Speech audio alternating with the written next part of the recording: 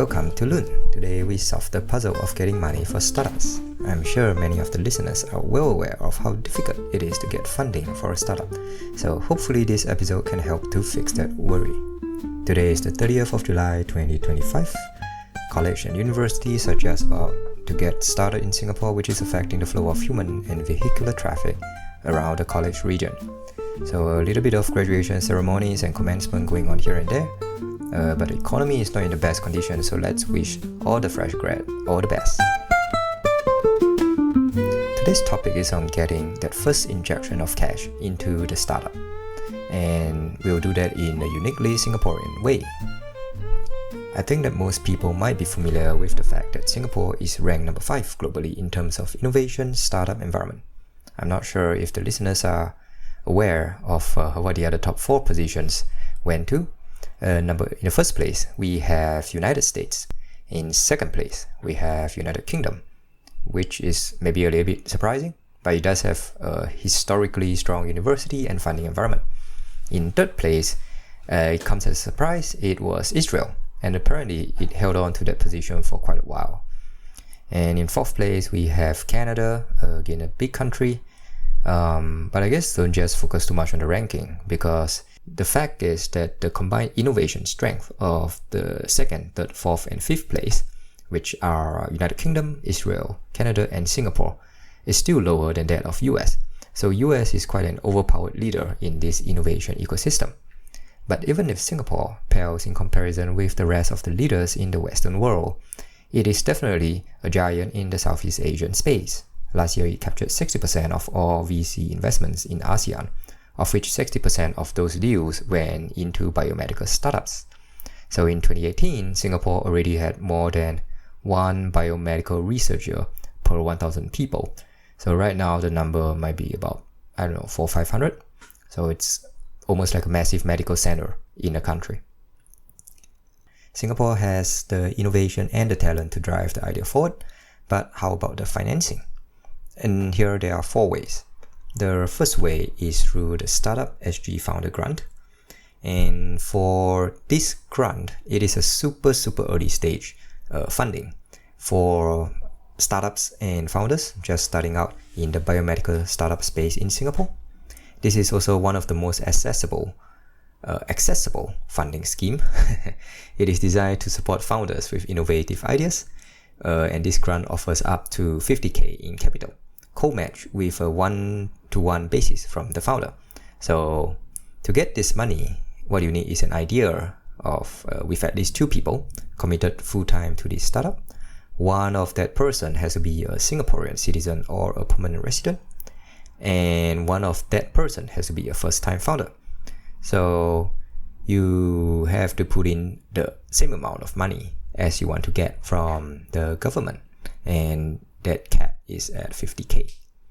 To apply, you bring your idea to an accredited mentor partner, who is typically a professor who will help you evaluate your application and provide guidance through the application process.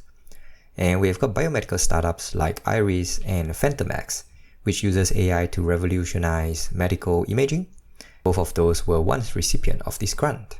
So it is a great first step to get your startup off the ground, but of course you do need a 50k injection to match that 50k from the government. Next up, we've got Temasek Foundation Grant. It is another key early stage funding opportunity in the Singapore biomedical startup ecosystem. And it is run by, or rather executed by, the Temasek Foundation.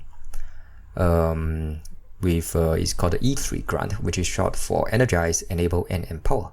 This grant supports youth-led team working on impactful solutions across domains like health, sustainability, and community care.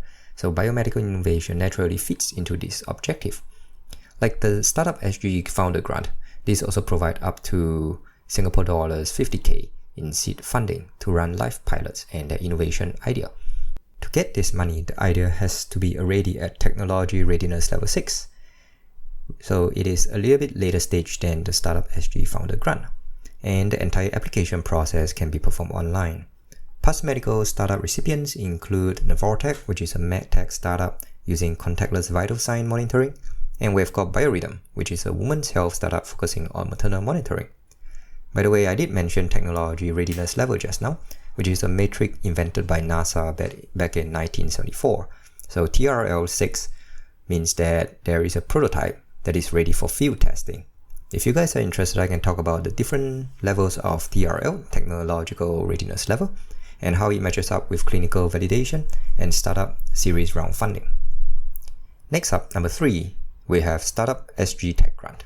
This grant aims to provide tech startups with early stage funding to commercialize their innovative proprietary technology.